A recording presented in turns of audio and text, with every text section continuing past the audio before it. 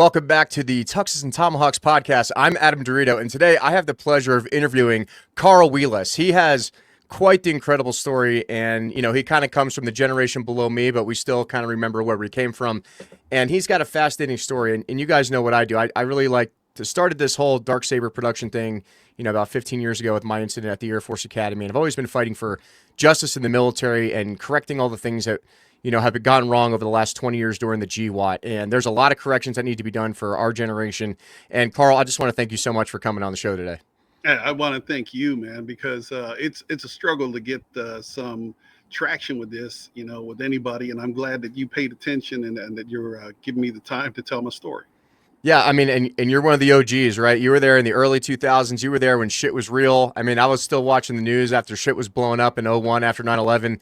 And you even wanted to go back even right before then. So what was your history in the military? Like, where did you come from? Like, who are you? Where did you come from? Like, how did Carl Wheless even start in the Marine Corps to begin with?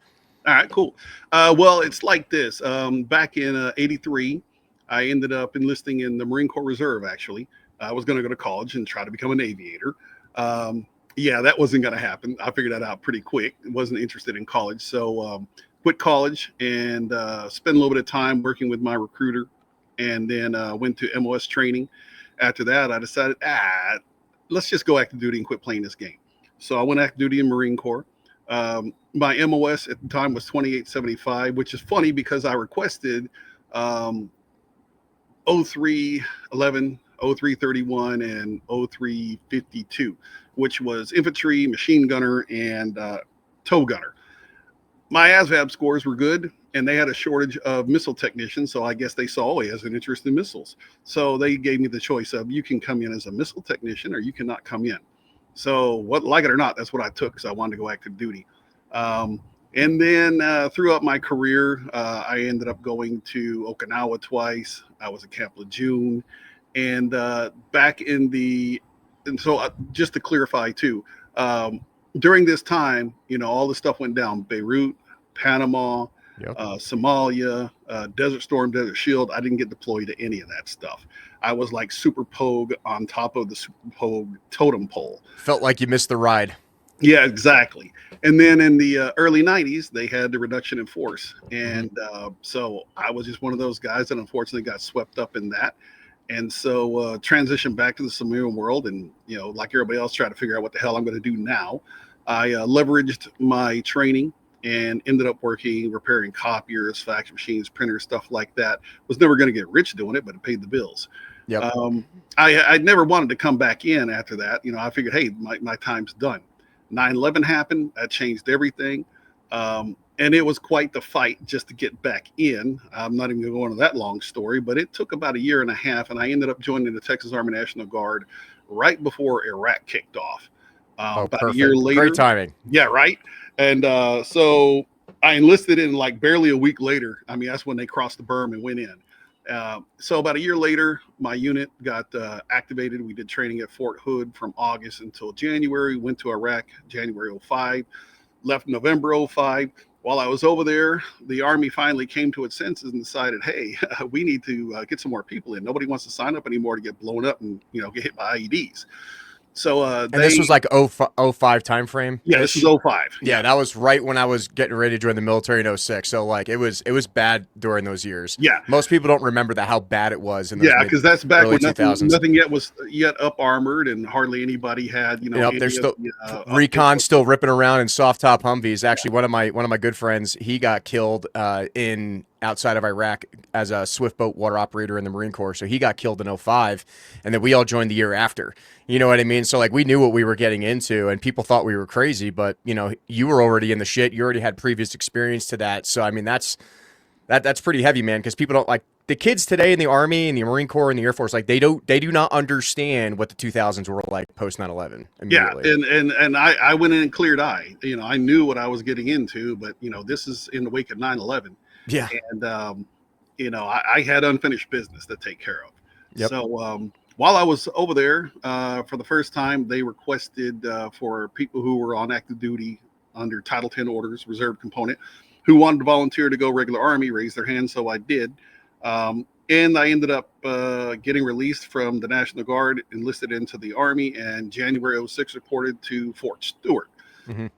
Now, I want to take a moment, too, to say that my condolences to the family of the 4 that were killed in a training accident in Lithuania. That's my old brigade, 1st Brigade, 3rd Yeah, I. that was that. I actually, so I have to go to Carson this weekend, and I actually have to do vehicle training with my guys. And I was a heavy equipment operator in the oil field and everything else. And like one thing, a lot of guys now, like oh yeah, you're driving a 20-ton vehicle. You don't have a CDL. You don't really have any proper training. It's more like pencil whip this, go through this PowerPoint, and then you're driving an armored vehicle. But like I think that incident with the M88 Hercules out there in Lithuania demonstrates that, hey man, there's a reason why we do route planning. There's a reason why those procedures exist, because everything is written in blood. And sometimes when you're complacent about, oh, I've done this a million times and everything else, and you're driving in the middle of the night, you're not paying attention, you think there's a road there. Next thing you know, you're in a 15-foot water bog and you're trapped in an armored vehicle and you cannot open those doors. And it's really sad that those young guys died out there, and it took them over a week to extract them. If you guys watch the videos out there of them trying to get that vehicle out of that bog, but it's insane. You know what I mean? So, I mean, that's coming from Carl. I think he'll agree with me, is that, your training might seem stupid at times, but don't ever be complacent in the tasks you do every day, because everything can kill you in the military. No, and I'm going to throw this out there. So the guys who brought me up when I was a young dude in the Corps, they were all Vietnam veterans. Yeah. And, I had this LDO, Maverick, former enlisted guy who became an officer. So he was a captain, and he imparted this wisdom to me. 2 words, simple: complacency kills. Yes. And that served me well ever since. And having served with 1st Brigade, 3rd ID, we joke around and call it Fort Swampy for a reason. If you haven't gotten a vehicle stuck at Fort Stewart, then you aren't training right. Correct. So it's dangerous. And, it bothers me when I see online, these people who don't have any clue and they try to make everything into a political issue. Yep. And I'm like, some things need to be, off limits.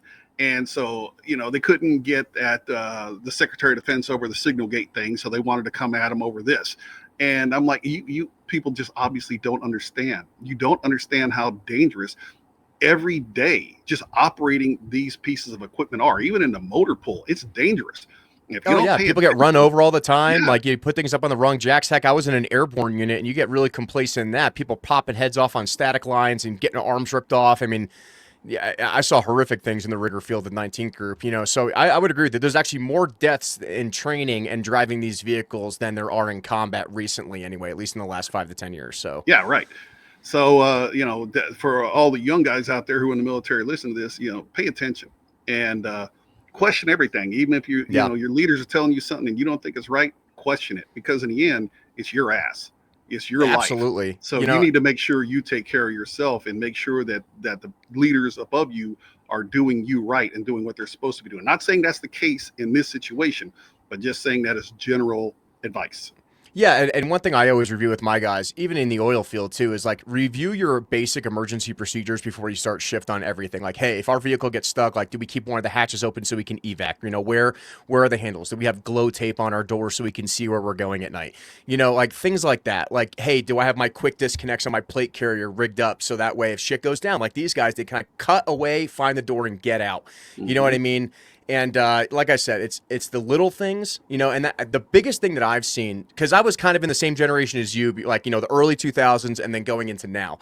And it is a completely different environment. I mean, I was still running in the military with basic Vietnam shit, BDUs when I joined, right? And, Ultima all leather black combat boots. And then now we have all the fancy stuff, right? And one thing I always tell guys is that the basic soldiering skills really matter, whether that's, weapon maintenance, land navigation, radio operations, vehicle maintenance. Because if those 4 things don't work, you are going to be unsuccessful. You can have all the coolest toys in the world that you want, every electronic, every GPS device you can.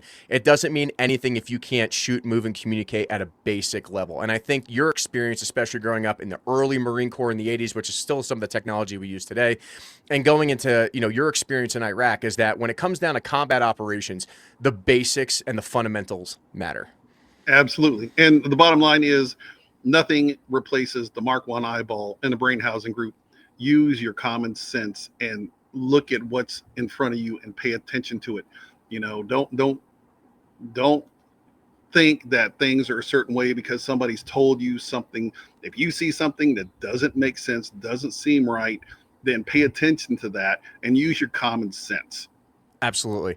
So Carl, I mean, for the young guys that listen to this podcast, like, what was your experience like in the early years of Iraq? Because even I missed out on that. You know, some of my friends got to go because they went enlisted. I decided to go the officer route because I'm an idiot, Yeah. you know, initially. But like, what was that like? Because most guys, you know, they have the remnants of the end of Afghanistan, and that's about it. But like, you were in a full blown urban conventional warfare environment that we have not seen since basically Vietnam.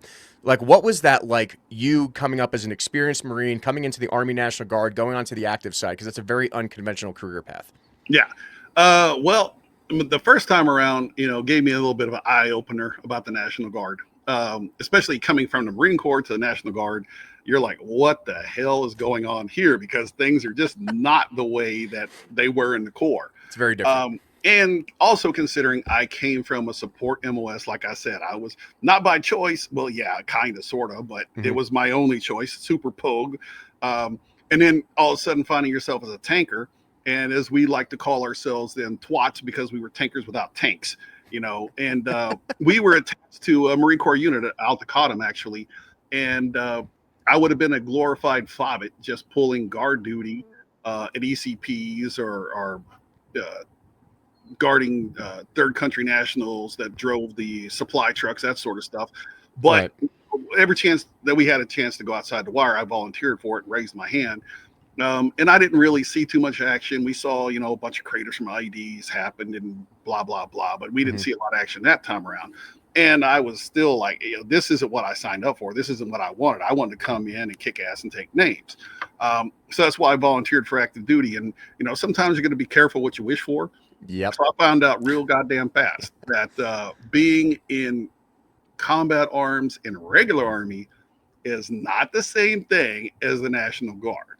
And that's not to insult anybody serving in the Guard. Okay, your service is valuable, but the guys who did see a little bit of action here and there when they were in the Guard, they thought like, ooh, I've been somewhere and I've done something. Hey, congratulations. I mean, sincerely, you went out there and you served and you did what you had to do.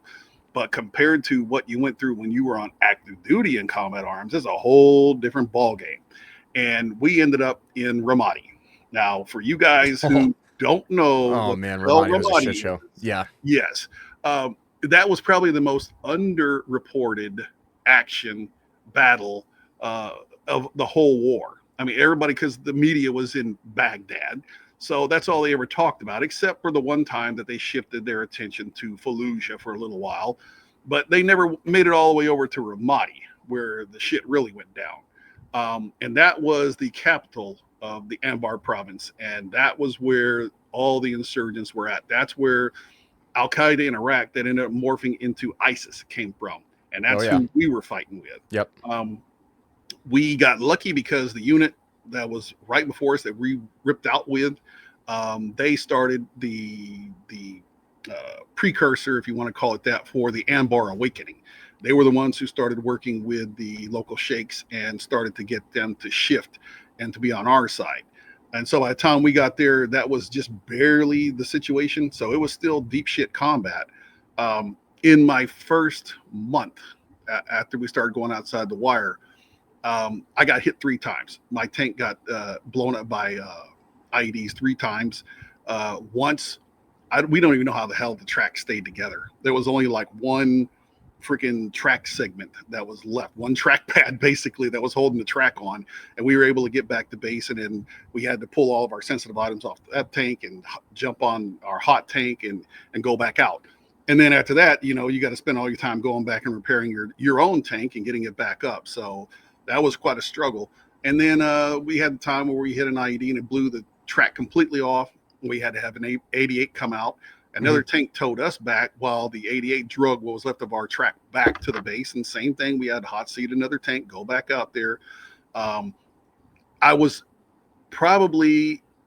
the most combat action of anybody in our unit, not directly me being attacked. So we went through the 3 IDs. We went through a couple of firefights where we were attacked. But I was also in elements that were attacked. So the tank right in front of us was our commander on one mission that we were on. He got hit. We don't know if it was an RPG or an IRL. I will just say this. I don't want to give away too much information because it can still be used, but it did penetrate the hull. And luckily, there was no casualties because luckily that day, the loader was not on the tank and they were running a 3-man crew. If he had been in the tank, he would have been killed. Been out there numerous times supporting other vehicles during recoveries. Had the vehicle right. So if you see in what's that movie? American Sniper. So when they were dividing up the city, and we were going out there and providing security while the engineers were putting up all the T-walls and the T-barriers and all that so we could divide the city up. And they had IEDs every freaking where. And this guy was riding in our tracks. So how the hell we didn't get blown up and he did, I don't know. But his tank got coated out. It got blown up so bad. And I still know the guy who was the driver, and he still got TBI, PTSD, all sorts of stuff. So I just got lucky, and I never got a scratch on me, but I saw quite a bit. And that's pretty lucky being a tanker, man, because during that time in Iraq, man, they were coming out with the new EFPs from Iran, the explosively formed penetrators, for those guys who don't know. Guys were getting messed up with molten copper, you know what I mean? So the fact that you walked away unscathed, even despite all the shit you saw, is pretty lucky, and somebody upstairs must like you. Yeah, I guess God likes fools, and I must be the dumbest motherfucker on the planet. I don't know. I just got lucky. So, I mean, and tell me, your experience after that. I mean, you've got all this combat experience. I mean, I read your bio. You had lots of interesting interactions with leadership, over time. To you, especially as a combat veteran who saw all these things, what is your definition of a leader, and what were the people that you looked up to and something you could pass on down to the younger guys that came after you? I mean, a leader to me is as simple as it can be, is that somebody who takes care of their people. That's it. If your whole focus is taking care of your people, and that means you're going to be, I don't mean to say treat your troops like children, but with that same love and care that you would treat your own children, treat your subordinates, treat your troops. And that means that you have to make sure that you are on top of your game, that you're technically and tactically proficient, that you are doing all the things that you need to do, but you have to also take care of them, because in the bottom line, they're the ones who are going to take care of you. And if you're a shit leader, then you're probably going to have mission failure, and no one's going to back you up when you need them. Right. That's why in Vietnam, people got fragged, so take care of your people. That's the number one thing I would say out of being a leader. And what was your other question?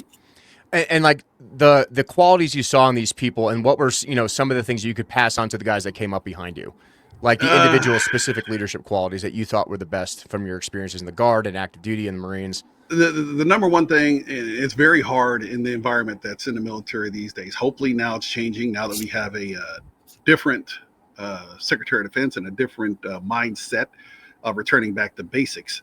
And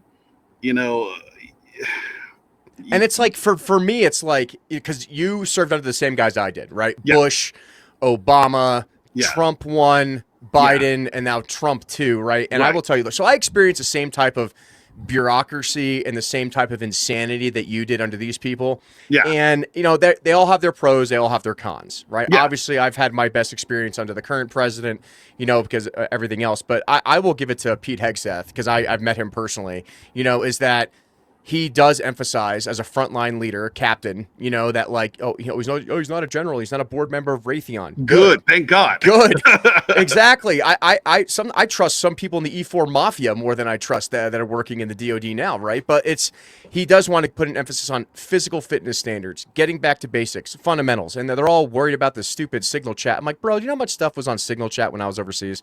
The military runs on Signal now because nobody wants to program a SINGARs anymore. So. Yeah, right. And it's like, screw this fucking crypto. I'm just going to go to Signal. You know what I mean? And I'm not saying that's right, but I'm just saying, you guys think that was bad? I saw way worse. You know what I mean? In terms of whatever. Anyway, but we have a chance now to revert back to a time in the military that takes our standards and our professionalism and our leadership seriously. And it's good that there's an initiative to actually hold leaders accountable that failed during the global war on terror and actually get some revamp. But I think one of the reasons why, because I was involved in the evacuation of Afghanistan, I got me and my friends got 36, 38 people out, one of them being our classmate's family. But this is one thing that Trump really hasn't touched yet, and it's, he said in North Carolina during his rally, on noon on my inauguration day, I want the resignation letter of every officer involved in Afghanistan. That didn't happen, right? So that's one thing he hasn't held up to yet. But I think he's waiting to after his first 180 days to start getting into the really contentious issues, because there's a lot of veterans like you and myself that are going to be demanding accountability for the failure of these milquetoast officers and NCOs that have plagued our military all the way from Iraq to Afghanistan to the whole COVID-19 pandemic thing where they kicked out tens of thousands of service members for no reason.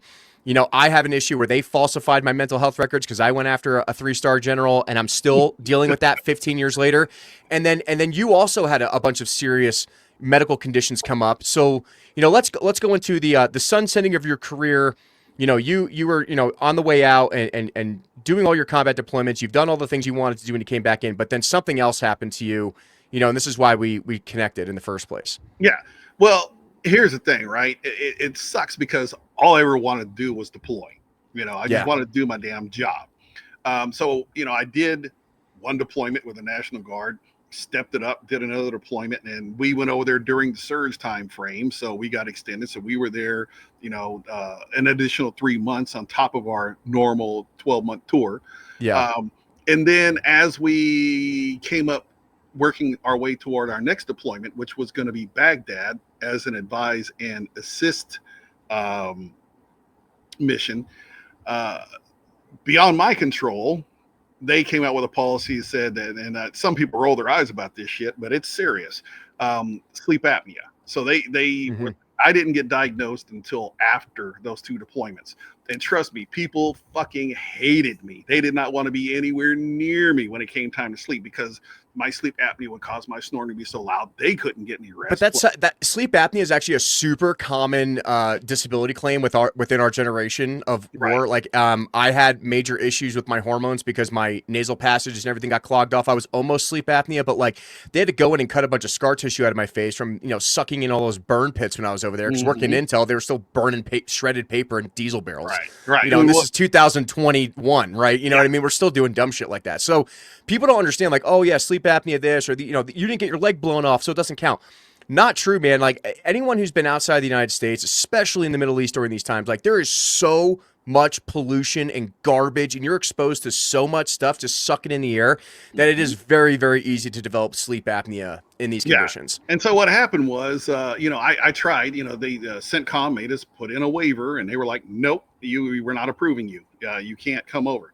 So I ended up having to do Rear D, and they ended up putting me in charge of guys going through what was a pilot program back then of IDES, the Integrated Disability Evaluation System. And so that'll come up later in the story. So I ended up, putting 50 guys through this pilot program, because back then, the way it was, if you got put through the med board in the Army, then the Army did their thing. They came up with their ratings for you, and see you later, bye. Then after you got out, it was your job to go to the VA and then file your claims all over again with the VA. Such a pain in the ass. Yeah. So I'm dealing with that stuff now. It's it's so ridiculous. Yeah. It's so bad. I'm so glad Trump is firing. I was like, oh my God, Trump is coming in and firing 40,000 VA people. I'm like, good. Hopefully we're the people that they left me on the phone for 6 hours to even schedule an appointment 2 years after my deployment. Thank God I have civilian health insurance. Otherwise, like, I would have nothing to. I had like 4 major surgeries when I came back, and I had to use my civilian health insurance because, like, literally, if I was still waiting on the VA, I'd still be waiting for surgery right now. Yeah, I don't doubt that at all. So what ended up happening was, I tried everything I could, because I wanted to get back to being to a deployable status. They would have allowed me to stay in, but I would not have been deployable. And I was like, no, that's not what I'm here for. So but the transgender people are deployable, Carl. Yeah. Oh, yeah. You know what I mean? Like, you got combat, sleep apnea, all this other stuff. You're trying to stay in, but they're letting people in who need chemical injections and steroid injections and hormone injections, and they still can't deploy because you can't have that medication in theater. Right. Well, you see all this beautifuln's right here in front of you. You're a man. This is not what I was born. This is not what I was born with. Okay. Yeah. What I ended up having to do, because I don't know if what you had was a triple UP where they had to go in and scrape, excess tissue out and remove your uvula and all this other bullshit. Well, they couldn't do that with me. My physiology didn't support it. So the only other option was for me to basically have my face rebuilt. Yep. So they did what was called a bimaxillary Lafort 2, which translates into they cut my jaws away from my skull Hmm. moved them forward about 5 millimeters or whatever the hell it was, and then bolted everything back into place. Perfect. Then they turned around and did a septoplasty, a rhinoplasty. They did a submental freaking liposuction. I mean, they did a genioplasty. They moved my jaw forward and down. So I was about 3 hours away from Fort Gordon, where they had Eisenhower Army Medical Center, which is like the uh, I forget the name of the Walter Reed of the South. Okay. Right. Yep. And that's where the Army trains its maxillofacial surgeons. So it Yeah. was kind of a good fit because they needed a guinea pig and I needed the surgeries. So there you go. So they basically rebuilt everything that's going on up here in the effort to try to reduce my sleep apnea to the point that I didn't have to rely on a CPAP machine. Therefore, I didn't have to be plugged in all the time, and therefore I Right. could deploy. Guess what? Didn't freaking work. Hmm. So I went through all that. I went through all that recovery. And then finally, I got back to the line. It was like 2009, 2010 time frame. And we were training up for Afghanistan. Perfect. And so I started to have problems with my right hand, my right arm. I would get this Hmm. tingling feeling, this feeling of fire going up and down my arm. And it was getting to the point where it started to interfere with my ability to operate the tank and do my duties. Yeah. So it ended up I had radiculopathy, where I had compression of some of my spinal discs. So fuck me. I Driving in a couldn't tank does deploy. that. Yeah, so I couldn't deploy. Well, wearing all that goddamn battle rattle and jumping around. You got to Yeah. understand too. You had the old Factor school in. shit. You still had the flap over body armor before they even came out with the single plate Yeah, carriers and we didn't the hit. We lighter didn't. I equipment. didn't have IOTV. I still had the freaking zip lock across the front, the Yeah. Velcro. Yeah. And also take into consideration that at this point in time, I'm pushing like 44, 45 years old. Yeah. And I was like 40 and 42 during my deployments. Um, so, of course, doing all that stuff that's going to break off somebody who's in their 20s definitely broke me off. Absolutely. And I tried to recover from that even, and to drive on and to continue on and get back on the line and get back, into the fight. Um, about this time that, this is when Iraq got shut down, Hmm. and everything was going stupid in Afghanistan. The army was going back garrison, and leadership was just gone to shit. And I saw the writing on the wall. And so when I had the option to go into the IDES system myself and to be medically retired, that's what I opted for. Right. Now, considering I was already past what should be the sanctuary mark, they should have allowed me to finish up my 20 years and then retired me. But a lot of things came into play because I had all that broken service and different, from the Marine Corps, Marine Corps Reserve, National Guard, Army, whatever. They couldn't seem to figure out their math. And they thought I'd been in a lot less time than I had. They were shorting me like 6 years of service. And I came back and proved all that. But somehow, some way along the line, they just made up their mind. They were going to get me out one way or the other. And so they basically violated my due process. There's a program called Continuation on Active Duty. And I wasn't even made aware of that because of the fact they didn't know I had X number of years in. They never did the mandatory counseling. I had to find out about it while basically I was starting the initial part of my checkout process. And when I was doing that, somebody pulled me aside. You're like, hey, you requested COAD? I didn't even know what it was. Hmm. So they gave me a little bit of extra time to request it. At first, my unit was not supportive of it, but I convinced them that it was the right thing to do, and they went ahead and put the request through. So this had to go all the way through brigade with recommendations. So it Right. wasn't like the unit was like, well, this guy's a piece of crap. No, they pumped me up and they supported me. But the problem was it went up to the Physical Disability Agency, then it went across to Human Resource Command. The Hmm. Human Resource Command pulled a trick. Instead of doing their job and having a set of balls and saying, no, screw you, or Roger that, go ahead, you can have your continuation on active duty, they returned it with no action taken. And Of course not. their justification was they said I wasn't qualified to request COAD, and what they were hanging their hat on was in the regulation that says you cannot request COAD if you are a danger to yourself or others. Right. Now, here's the trick.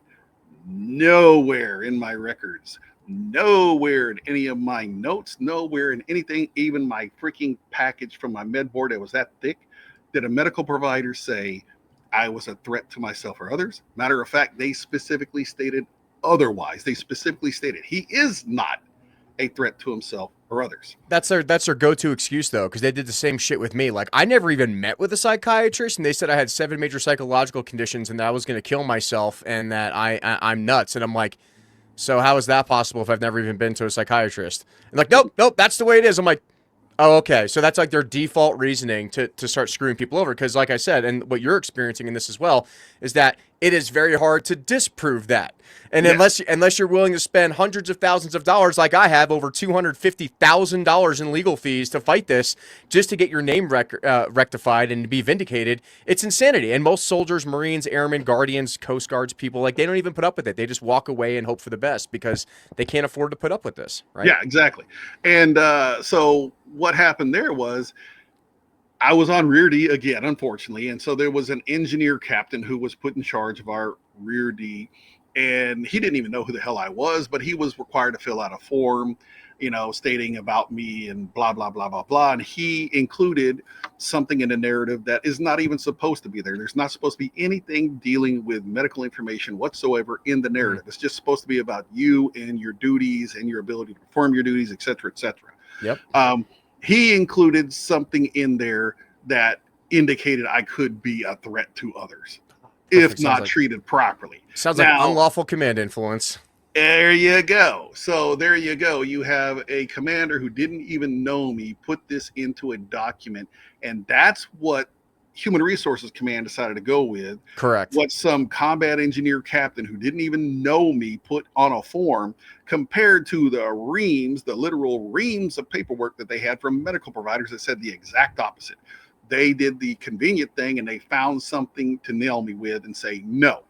Now, the first few years, I didn't know any better. They said, that's it, too bad, screw you, go away.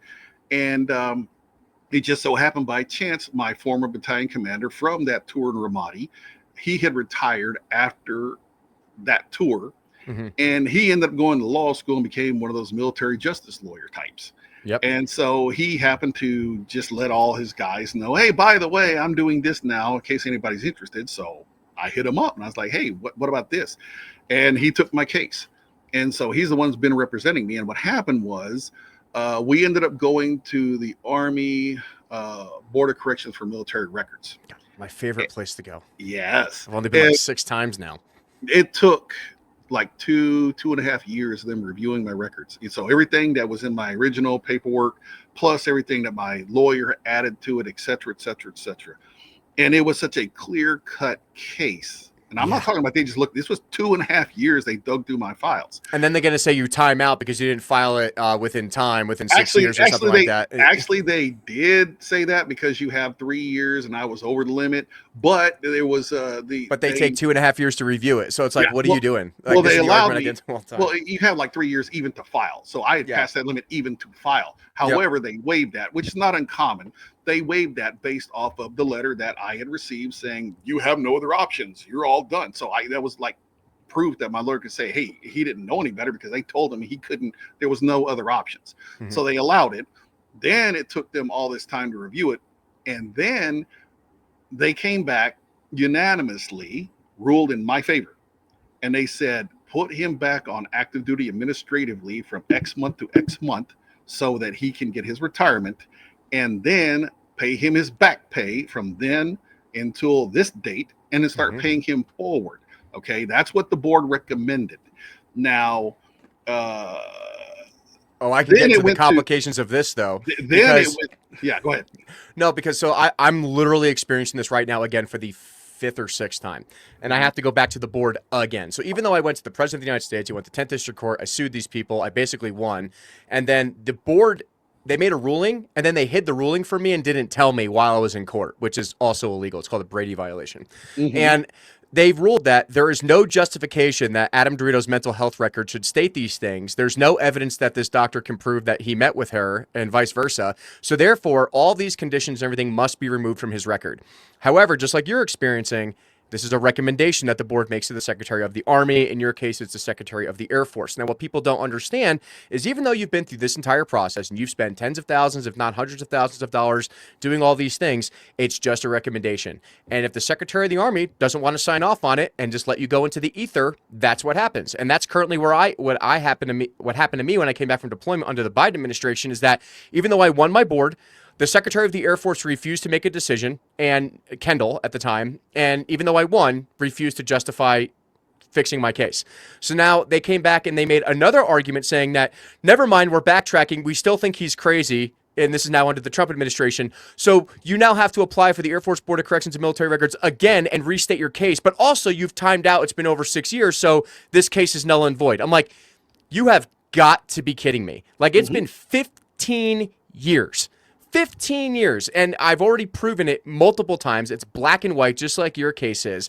But because we have these little idiosyncrasies about like specifications and who's in charge, and this is actually why I started the Dorito Act, right? The Dorito Act states that it is illegal, and this is very specific, but it actually goes in tunes with your case.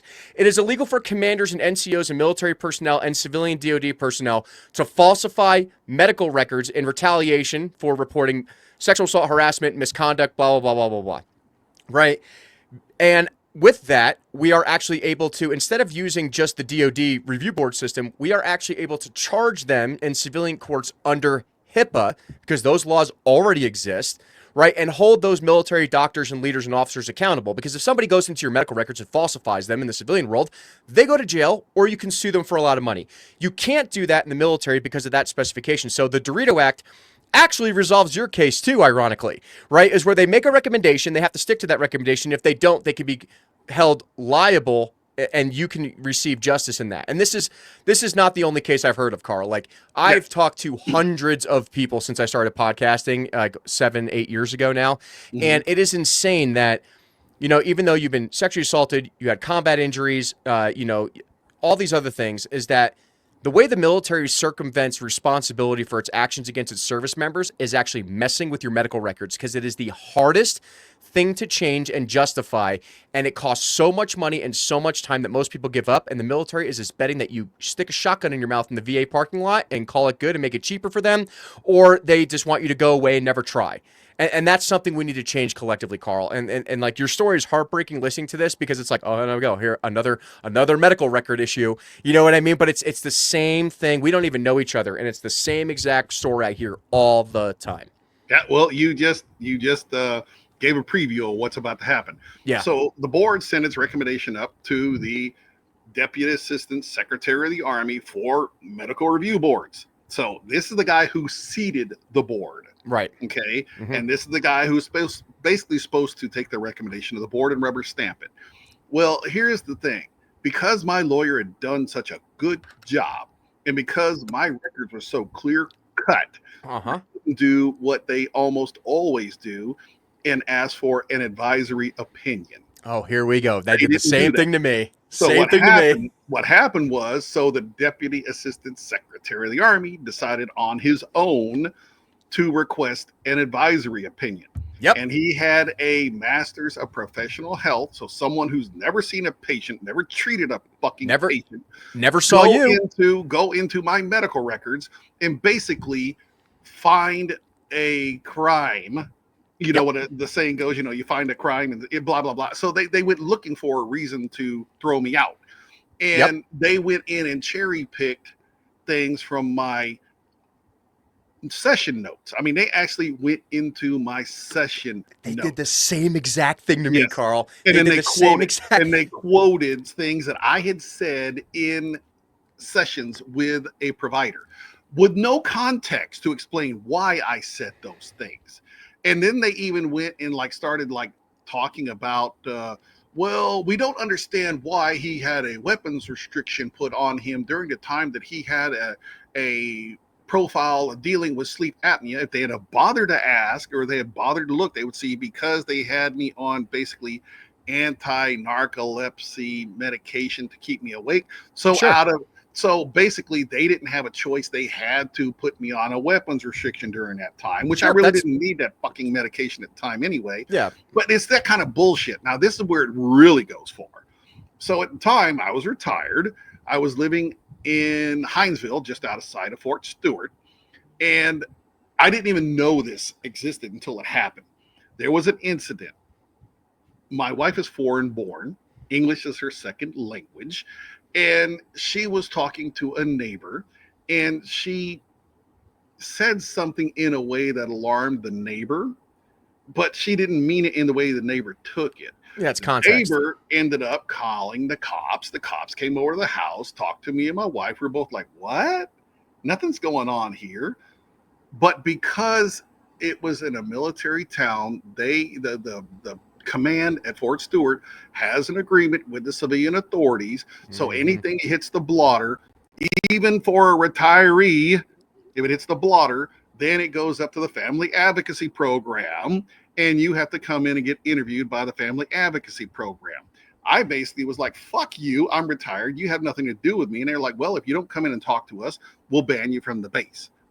Now, I hate these I was people like, "Are you so fucking much. kidding me? So you're I gonna hate you're these gonna cut me out? You're gonna cut me out of my medical care? You're gonna cut my child off from his medical care? That's your game? Okay, I'll come in and talk to you." And we came in and talked to family advocacy, and they cleared us. They were like, "There's nothing wrong. Nothing happened. This is Right. no big deal. This is a nothing Yeah. burger." Well, that's what they fucking used as part of their justification. They were like, Yep. after he retired, there was an alleged incident that could have shown that he was in fact a threat to himself or others, Oh, Jesus Christ. which Oh my God, this wasn't is so proven at annoying. all, and I was already retired.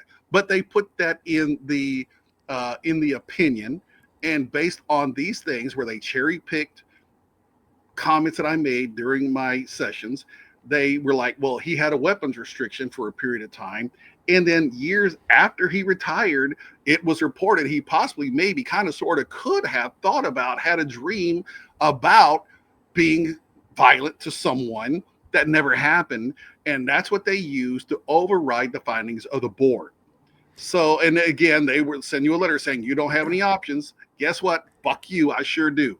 Now we're in the federal court fighting them over that shit. So aggravating. And here's what's really fucked up. So we go to the federal court. Now, this whole time, let me back up. They sent me a letter saying the board found in your favor. And then as you read down, it says, but we were overruled by the DASA, and go fuck yourself. You don't have any options. So we ended up going to federal court, and the whole time we kept asking them. I involved my congressman, my lawyer, we Good kept luck. asking the Army, what is your justification for overriding? And they would never tell us. So Nope. they're withholding documents. Yeah, it's a Brady violation. That advisory opinion, they were withholding it.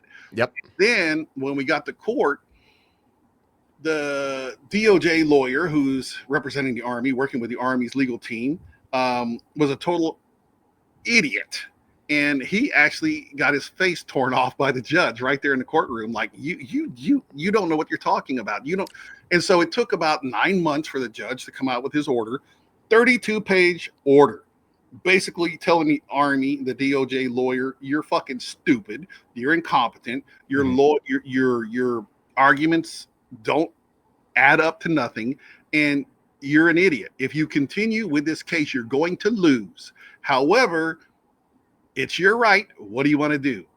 And so the Army asked for an additional 30 days, supposedly the DOJ lawyer, so he can go back and talk to everybody in the approval chain to get approval to go ahead and just stipulate the findings of the court and settle. Instead, they decided to fight. So then they went through the whole rigmarole, and now all of a sudden, when they came in with their documents to fight, guess what popped up out of nowhere after all these years? That advisory opinion they've been hiding from me. They tried to introduce it as evidence. So they did the same exact thing to me, right? So I won my court case. Administration swaps over. They still haven't given me my degree back. They still haven't fixed my medical records as they were ordered to. Then magically they come out with another, and this just happened in January, February timeframe. So I actually have like another 90 days to refile for this. I'm being very strategic with it. But they came back with another advisory opinion saying that, well, never mind, we changed our minds. He actually is still crazy. And how they tried to do that was so keep in mind, I have been in the military for over like 13 years now with a combat deployment. I was in special forces with a secret security clearance. I'm also an intelligence sergeant and a soon-to-be 38 Gulf captain with a top secret TSSCI. Okay? Mm-hmm. I had to go get a professional, like I paid for it on my own. It was like $8,000. I had to go pay for my own psychologist to evaluate, is he actually what the Air Force says he is? The doctor came back and said, absolutely not. There's no evidence of this. The advisory board came back and said, well, we don't agree with that because at the Air Force Academy, he didn't like people. So because of what happened 15 years ago after they screwed him over and destroyed his life, and we took away his commission and his degree and embarrassed him in front of his family, we don't care that he served honorably for 13 years. We don't care that he paid all this money to have a professional psychologist actually do an evaluation to prove us wrong. And we also don't care and are just going to completely ignore the fact that he is a TSSCI and is extremely scrutinized for what he does. We are rescinding our judgment, and we're now going to say, come and fight us again at the Air Force Board of Corrections and Military Records. Yeah. And like, so insane. Yeah. And then you know this process because you can't go to the President of the United States, you can't go to Congress until you exhaust all administrative remedies. So they're forcing me to start their circle over again, go back to the Air Force Board of Corrections and Military Records before I can go back to Congress, before I can go back to federal court, before I can go back to the Secretary of Defense and the President of the United States. Like, and I've done this for 15 years, and they're just trying to restart the circle all over again. And it sounds like you, for some reason, Carl, you're experiencing the same exact situation. Pretty close. So where we're at now is that my attorney, so they've now, they said, okay, we're gonna fight this, and then the judge gave them X number of days to introduce, what because it's all gonna be a trial on the record. It's not gonna be like in the courtroom, so they have to like write everything out and submit it. So again, they asked for another additional 30 days, and they got their additional 30 days, and then they finally put in what they want. My lawyer already advised me their arguments are just straight up trash. Right. I'm going to blow them away. And on top of that, he found case law to support that is illegal. After the board has already seen all your records and the board makes their recommendation, Yep. It is illegal to go back now after the fact and try to introduce other evidence. Yeah, they don't which care. is that's what the DASA did. He tried to go get that advisory opinion after the fact. So that's going to get thrown out. Okay. So that's gone. So now they don't have a leg to stand on. And on top of that, they want to talk about a weapons restriction or the fact that I could be a threat to myself or others. So riddle me this, Batman. Why did the FBI approve my concealed carry license? And why do I conceal carry on a regular basis? And so they have nothing to stand on. So right now, where we're at in the case is my lawyer is putting in his argument basically against their argument. And then the judge, then they'll get a chance to rebut. And my lawyer will get a chance to rebut. And then the judge will get it. And he'll have to go through everything and decide. So this could drag out from another year or two. Yep. And one of the things that the judge could say, like in your case, he could say, okay, send it back to the board. But chances are not going to be that. If you look on X, the thread that is pinned to my profile, it has every bit. It has right now I'm up to like 22 posts, and I keep adding to it as things go on to keep it as a reading narrative. Yep. And it explains everything, and it's got links in there. So it's got a Google link in there, so you can go download and read the court document yourself, the 36-page order. And if you read that, it's pretty clear that the judge basically said the recommendation of the board is ironclad, and that you cannot overrule it. So going toward what you're talking about with the Dorito Act, when my case is all said and done, my case is probably going to be precedent setting.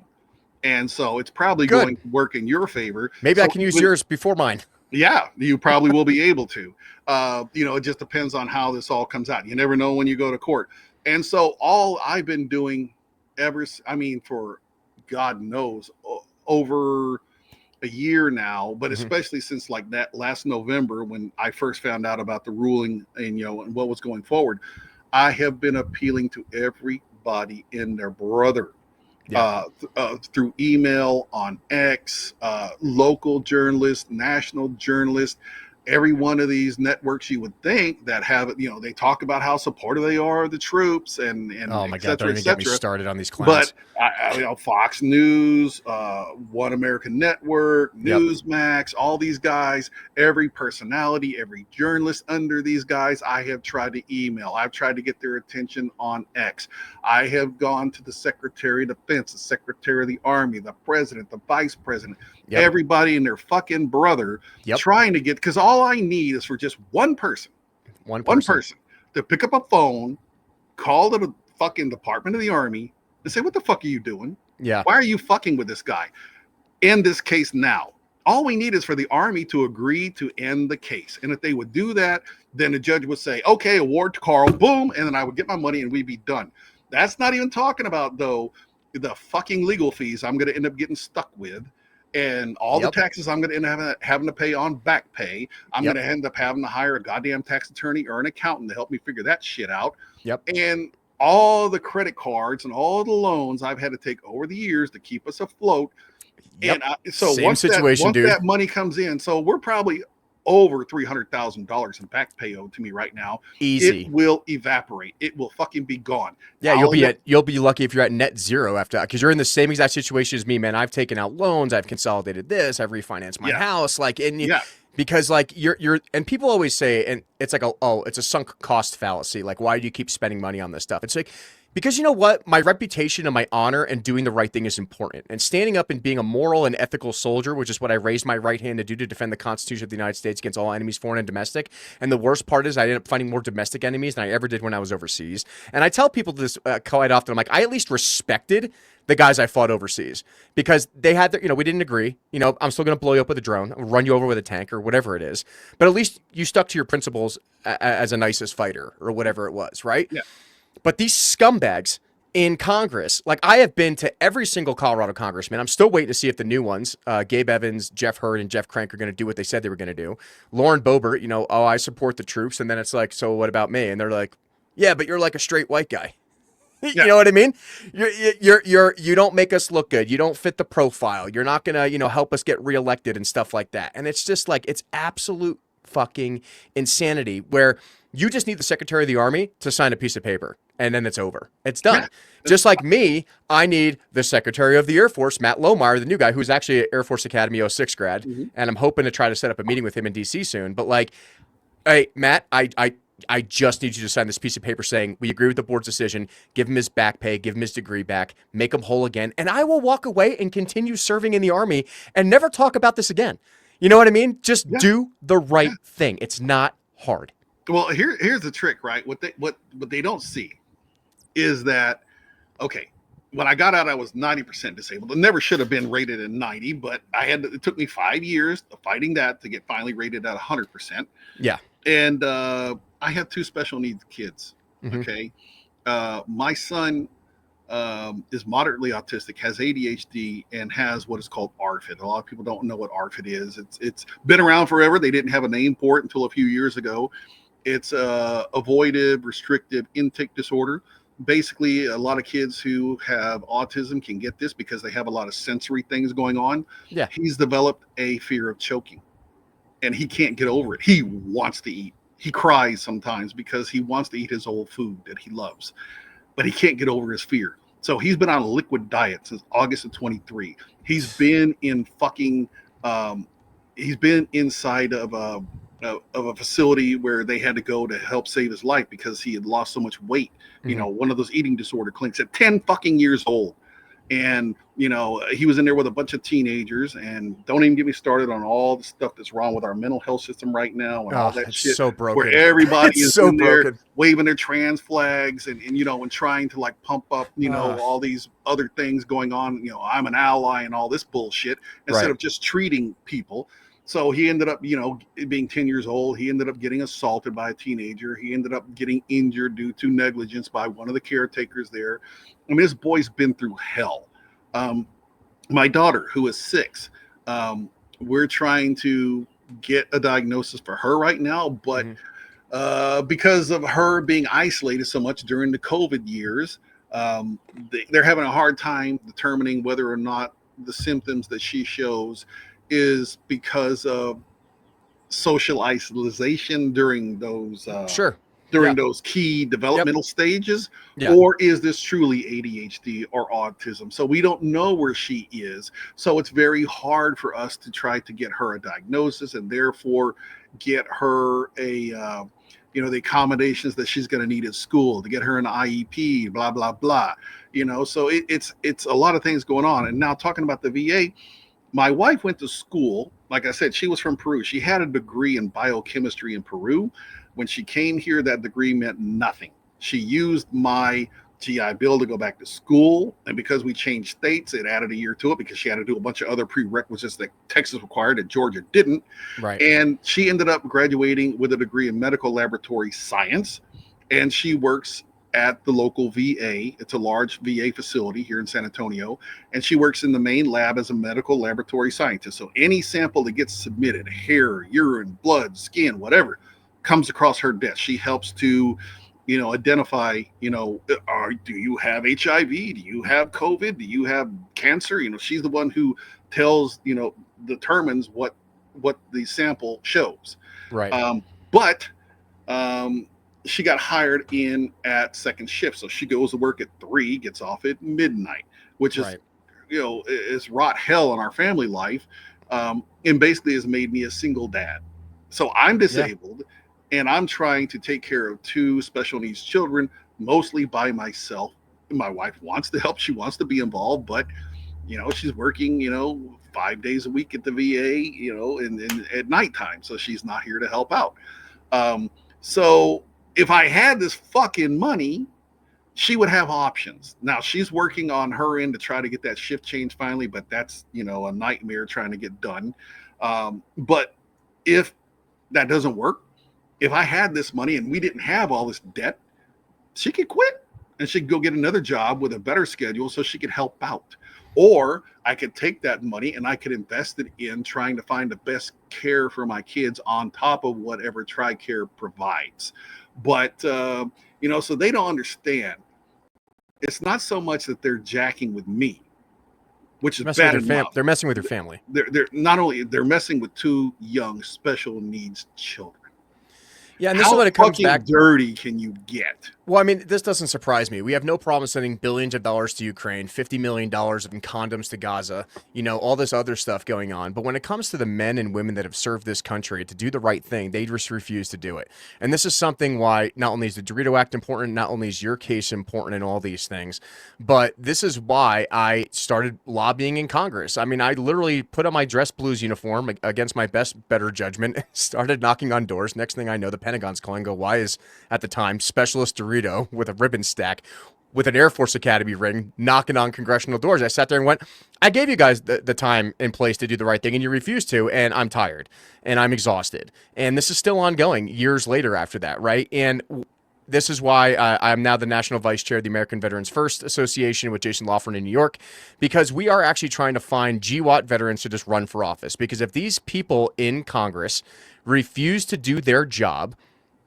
we can do it. I promise you, the men and women that I have served with over the last 15, basically almost 20 years, if you include the academy out there almost, we are more than capable of replacing you. We are trying to raise our families. We are, and I know a lot of our generation, we're worried about taking care of our families and taking the kids to soccer practice and making sure my wife can go on shift. And we don't have time to show up to local board meetings. So we now have the best of the worst, from city council, boards members, all these other things, state representatives, and they're terrible. They're terrible. They have no idea what they're doing. But these are the people that are in charge of your life. Actually, one of the interviews I did of 2 weeks ago was with Casey West. He's a Marine Corps CH-53 guy, got exposed to a lot of depleted uranium, has terminal brain cancer, stage 4, and he can't get a VA appointment because they keep giving him the circle jerk. And the guy just wants to have the best care possible, maybe be able to save his life with new technology. And this guy did his time. He did his time. He's 100% disabled, and he just wants to get a VA appointment in Denver, and they won't do it. And I had 1,000 people call Brittany Peterson's office in Colorado District 7. And they're like, well, why is this Dorito guy doing this? I'm like, because you refuse to do your job. And what are you going to do? What are you going to do? Take away my rank again? Well, you already did that once. What are you going to do? Cost me another $100,000? Bring it on. I'm at the point where I don't believe in the sunk cost fallacy and the motion that not only you are doing, but what I'm doing, because I think this is a collective effort at this point, is because if we don't do anything, then why did we even join the military? It is Exactly. our responsibility to defend the Constitution and defend American citizens and making sure they have these rights. And if that means I have to sacrifice a few more years dealing with clowns in suits, I'll do it. And I will Yep. piss off every single representative. I will make sure you do your job. I will write letters. I will do podcasts. I will annoy you until you do your job. And if you don't want to do it, I'll run for Congress. I'll find someone else to run for Congress. I will replace you. I will threaten to primary you. And nothing gets their attention more when you say, I'm going to get you voted out of office. I show up to meetings all the time saying, I'm going to cut your funding. I don't know how, but I'm going to find a way to cut your funding. And I'm going to Mhm. find somebody else to replace you, right? Because you just need a signature. I just need a signature. And this all goes away. It is a drop in the bucket of what we are asking for. We are just asking for our records to be corrected, for us to be made financially whole, and they refuse to do it. They refuse to do the right thing. Like, See, they don't understand that axiom, and I'll probably butcher it, but it's like I'm not easily bothered, but when I am bothered, I usually take it too far. But I'm a firm believer in you should have left me the fuck alone in the first place. that's all you wanted to be doing. Like, I just wanted to be left alone. Like, I don't do I want to go to Washington, D.C. and lobby? No, I want to hang out on my farm with my dog. You know Yeah. what I mean? Like, I have stuff to, I want to just go to work and hang out with the guys and grab a few beers and go to a few concerts. Like, I don't want to be spending all my free time podcasting about broken humans because our government has absolutely failed in their responsibilities to do what they said they were going to do. And just like you brought up in the beginning of the podcast, nothing annoys me more than watching state representatives, federal representatives, senators, whatever. Oh, we're about the troops. Oh, we're about the troops. Yeah, you're about the troops until the troops come knocking on your door saying, hey, can I get this piece of paper signed? Yeah. You didn't have any problem fucking cashing in on the military industrial complex Yeah. and getting all those kickbacks and campaign contributions. You didn't have any problems with that. Oh, you supported the troops then. Woohoo. But when they come knocking on your door saying, okay, it's like you knocked me up and now it's 20 years later. And here comes this kid knocking on your door. Hey, dad, guess what? There's consequences to your actions. And so you cashed in, you benefited. Now it's time to take care of your responsibilities. Okay. I'm not asking for much. No, you're not. I'm just asking for my fucking back pay. I already know that I can't get any interest. There's no interest Sure. involved. I paid a lot of interest on loans and on freaking credit cards, but I can't get reimbursed for that. I can't get anything for my pain and suffering. There's nothing I can get for that. All I can get is my back pay, and even then my lawyer can get a pittance reimbursed to him for his legal fees, so I'm left on the hook for the rest. So Yeah. we're talking anywhere between $150,000 to $100,000 in legal fees. That comes right off the top. Then, I've already done my research into the taxes. I can't go back over the last 10 years and amend taxes. No, the most I can go back is 3 years, so it's not going to matter. So I'm going to get hit in 1 year looking like I had a $300,000 windfall. So they're going to tax the living shit out of that. So by the time I get done paying an attorney, get done paying taxes, get done paying a freaking accountant to help me sort out all this taxes, I'm going to be left with enough to fucking maybe if I'm lucky, pay off my debts and then start getting my freaking pay. That's not justice. So even if I No, it's win, not. I'm still not getting justice. No, And and I've yeah. asked my congressman Chip Roy to look into introducing legislation to change the law to say that just like if you owe the government and they charge you taxes or they charge you interest, guess what? Same way, backward. If the government owes you money, they have to pay you interest. I And to agree. also say that to open it up for pain and suffering.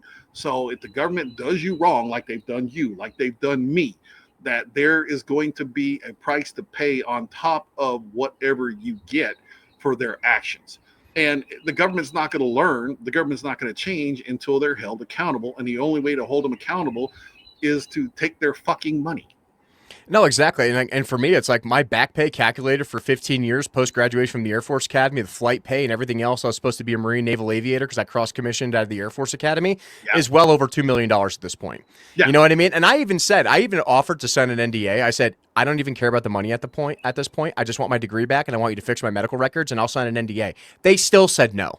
Yeah. Because they don't want to admit they're wrong, right? Yeah. And what drives me absolutely nuts is that, and I said this before the other day because the Colorado GOP had an election for all their state, leaders for the Colorado GOP.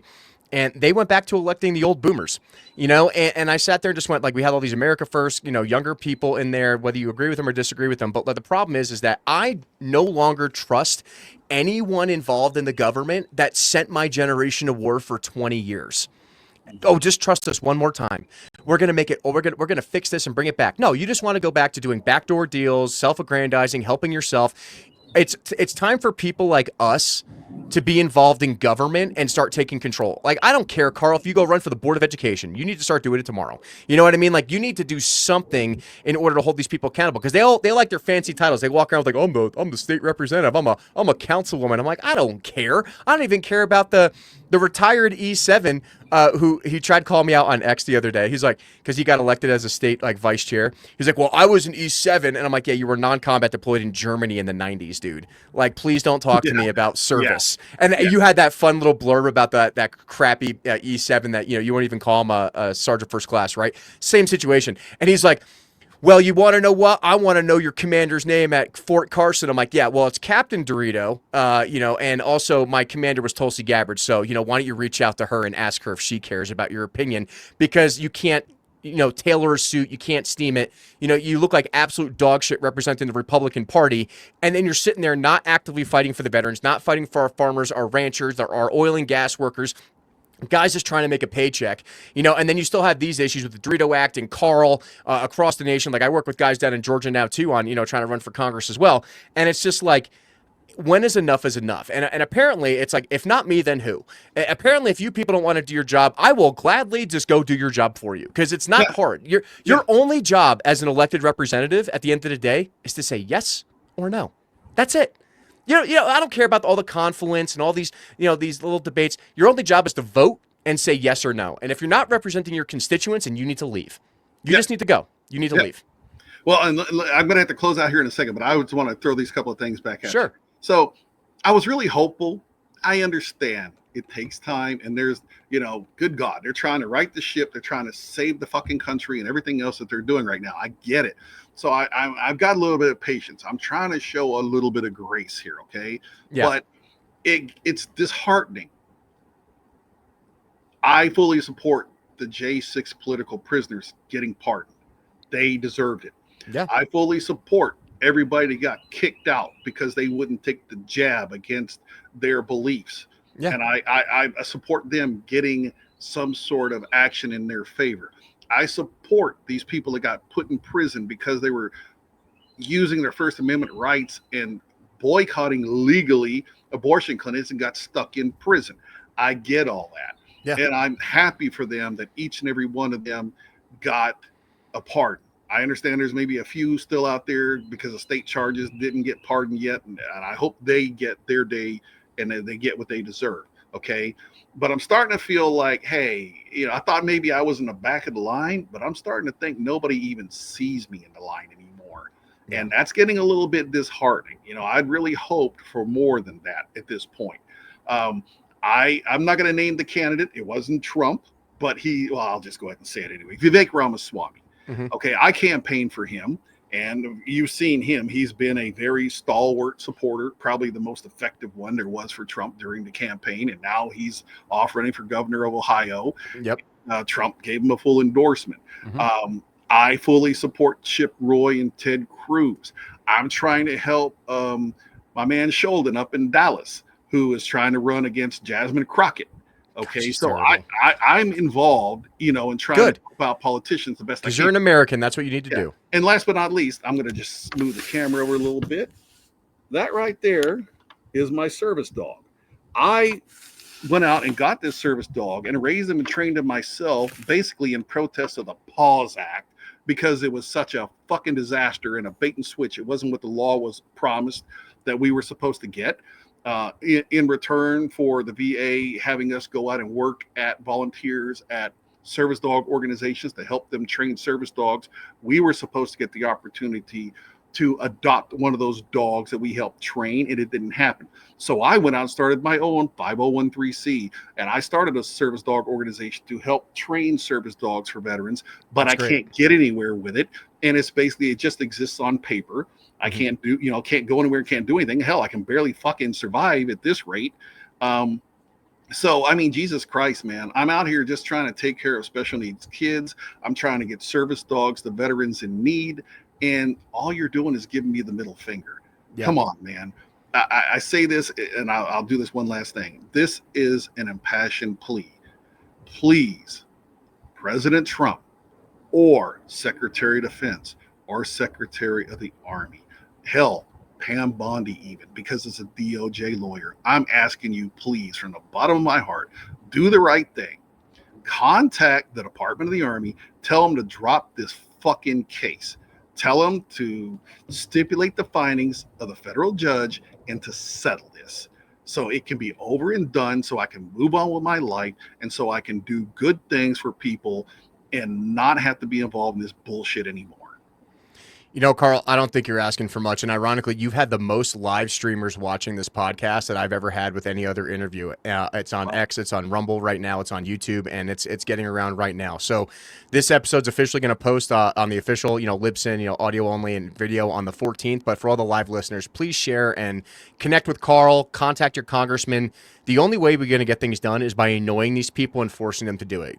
Call their offices in D.C., call their local field offices or whatever. And Carl, before we sign off here, I just want to say you can reach out to me anytime. I'm glad to help you with whatever you're doing because we are united in this front. This is not only just about the Dorito Act, but this is all tied into the same stuff, right? Is just that we just want the right thing to be done for the guys and women who rose their right hand to defend the Constitution of the United States. We're not asking for much. We're just asking to be made whole. You sent us to war for 20 years. Do the right thing. It's not that hard. Yeah. It's not that hard. So and I had already served. I had been in 10 years, been out 10 years. I had to kick and fight and scream just to get the fuck back in to get treated like this. I know it's wrong. Well, hang on for a minute. It's gonna download all the rest of your videos. But anyway, guys, this has been Carl Wheless with Adam Dorito on the Tuxes and Tomahawks podcast. We'll see you next week live on the show. All right. Thank you so much.